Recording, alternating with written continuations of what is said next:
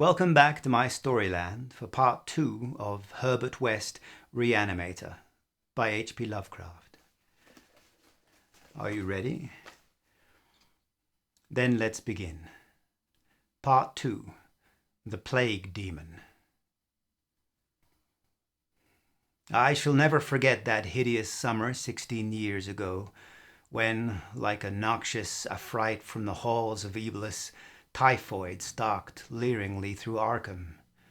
It is by that satanic scourge that most recall the year, for truly terror brooded with bat wings over the piles of coffins in the tombs of Christchurch Cemetery. Yet for me, there is a greater horror in that time, a horror known to me alone now that Herbert West has disappeared. West and I were doing postgraduate work in summer classes at the medical school of Miskatonic University, and my friend had attained a wide notoriety because of his experiments leading toward the revivification of the dead. After the scientific slaughter of uncounted small animals, the freakish work had ostensibly stopped by order of our skeptical dean, Dr. Allen Halsey, though West had continued to perform certain secret tests in his dingy boarding-house room, and had on one terrible and unforgettable occasion taken a human body from its grave in the potter's field to a deserted farmhouse beyond Meadow Hill. I was with him on that odious occasion, and saw him inject into the still veins the elixir which he thought would, to some extent, restore life's chemical and physical processes. It had ended horribly, in a delirium of fear which we gradually came to attribute to our own overwrought nerves. And West had never afterward been able to shake off a maddening sensation of being haunted and hunted. The body had not been quite fresh enough. It is obvious that to restore normal mental attributes, a body must be very fresh indeed, and a burning of the old house had prevented us from burying the thing. It would have been better if we could have known it was underground. After that experience, West had dropped his researches for some time, but as the zeal of the born scientist slowly returned, he again became importunate with the college faculty, pleading for the use of the dissecting room and of fresh human specimens for the work he regarded as so overwhelmingly important. His pleas, however, were wholly in vain, for the decision of Dr. Halsey was inflexible, and the other professors all endorsed the verdict of their leader. In the radical theory of reanimation, they saw nothing but the immature vagaries of a youthful enthusiast, whose slight form, yellow hair, spectacled eyes, and soft voice gave no hint of the supernormal, almost diabolical power of the cold brain within. I can see him now as he was then, and I shiver. He grew sterner of face, but never elderly, and now Sefton Asylum has had the mishap, and West has vanished. West clashed disagreeably with Dr. Halsey near the end of our last undergraduate term in a wordy dispute that did less credit to him than to the kindly dean in point of courtesy. He felt that he was needlessly and irrationally retarded in a supremely great work, a work which he could, of course, conduct to suit himself in later years, but which he wished to begin while still possessed of the exceptional facilities at the university. That the tradition-bound elders should ignore his singular results on animals and persist in their denial of the possibility of reanimation was inexpressibly disgusting and almost incomprehensible to a youth of West's logical temperament. Only greater maturity could help him understand the chronic mental limitations of the professor-doctor type, the product of generations of pathetic puritanism, kindly, conscientious, and sometimes gentle and amiable, yet always narrow, intolerant, custom-ridden, and lacking in perspective. Age has more charity for these incomplete yet high-souled characters, whose worst real vice is timidity, and who are ultimately punished by general ridicule for their intellectual sins. Sins like Ptolemaism, Calvinism, anti-Darwinism, anti-Nietzscheism, and every sort of Sabbatarianism and sumptuary legislation. West, young despite his marvelous scientific acquirements, had scant patience with good Dr. Halsey and his erudite colleagues, and nursed an increasing resentment, coupled with a desire to prove his theories to these obtuse worthies in some striking and dramatic fashion. Like most youths, he indulged in elaborate daydreams of revenge, triumph, and final magnanimous forgiveness. And then came the scourge, grinning and lethal, from the nightmare caverns of Tartarus.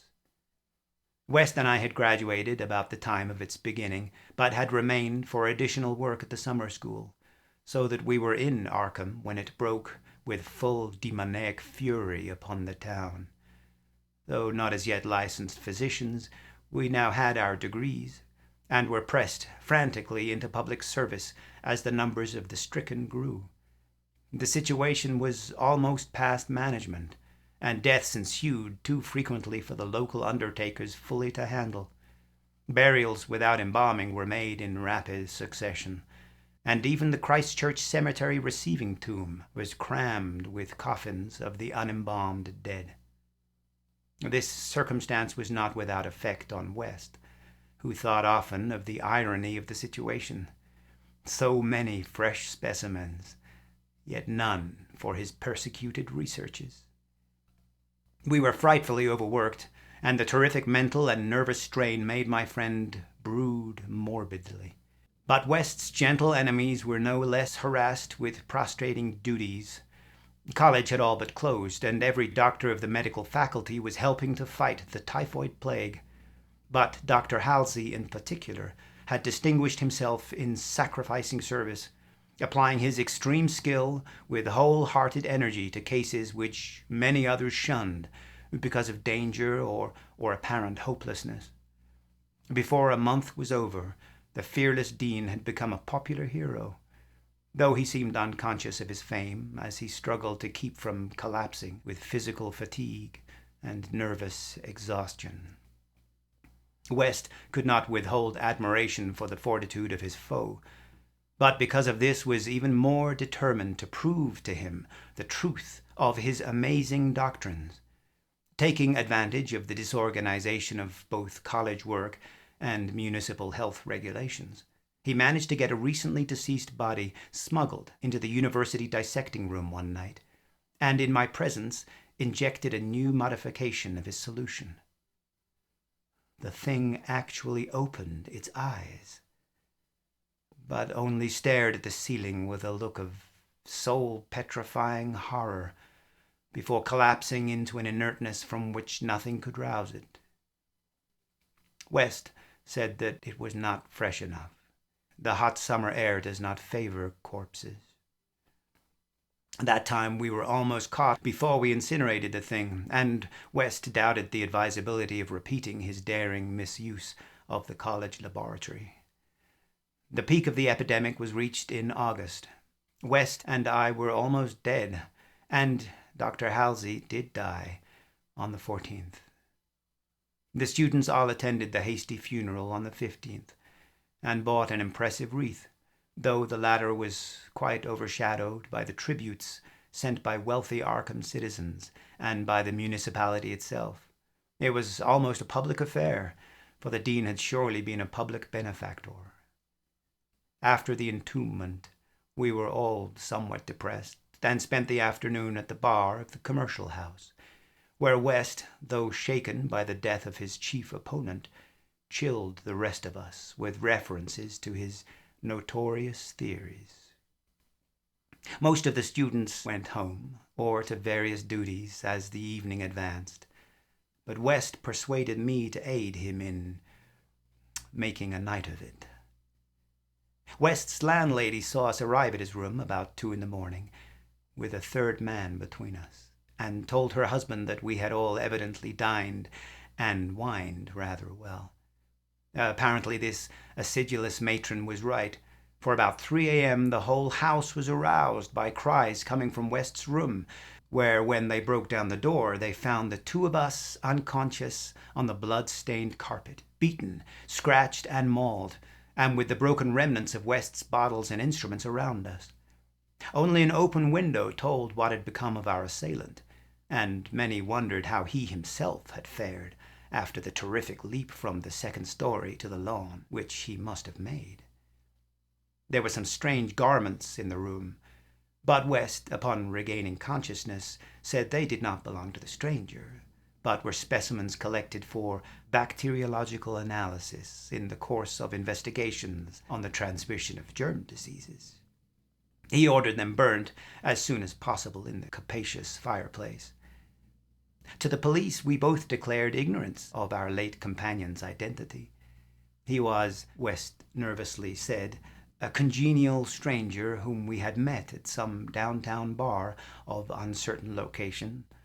We had all been rather jovial, and West and I did not wish to have our pugnacious companion hunted down. That same night saw the beginning of the second Arkham horror, the horror that to me eclipsed the plague itself. Christchurch Cemetery was the scene of a terrible killing, a watchman having been clawed to death in a manner not only too hideous for description, but raising a doubt as to the human agency of the deed. The victim had been seen alive considerably after midnight. The dawn revealed the unutterable thing. The manager of a circus at the neighboring town of Bolton was questioned, but he swore that no beast had at any time escaped from its cage.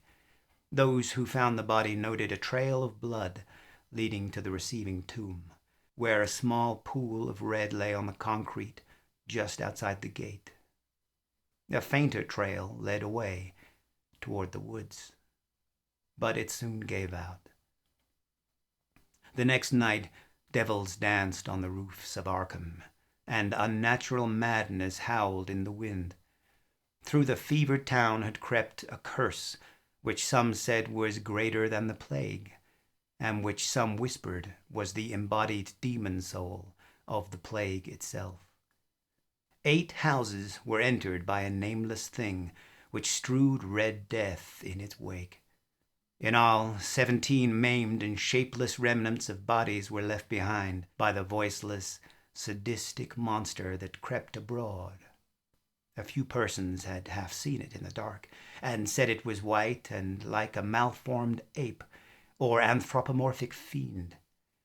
It had not left behind quite all that it had attacked, for sometimes it had been hungry. The number it had killed was 14. 3 of the bodies had been in stricken homes and had not been alive. On the 3rd night, frantic bands of searchers, led by the police, captured it in a house on Crane Street near the Miskatonic campus. They had organized the quest with care, keeping in touch by means of volunteer telephone stations. And when someone in the college district had reported hearing a scratching at a shuttered window, the net was quickly spread. On account of the general alarm and precautions, there were only 2 more victims, and the capture was effected without major casualties. The thing was finally stopped by a bullet, though not a fatal one, and was rushed to the local hospital amidst universal excitement and loathing. For it had been a man. This much was clear despite the nauseous eyes, the voiceless simianism, and the demoniac savagery. They dressed its wound and carted it to the asylum at Sefton, where it beat its head against the walls of a padded cell for 16 years, until the recent mishap, when it escaped under circumstances that few like to mention.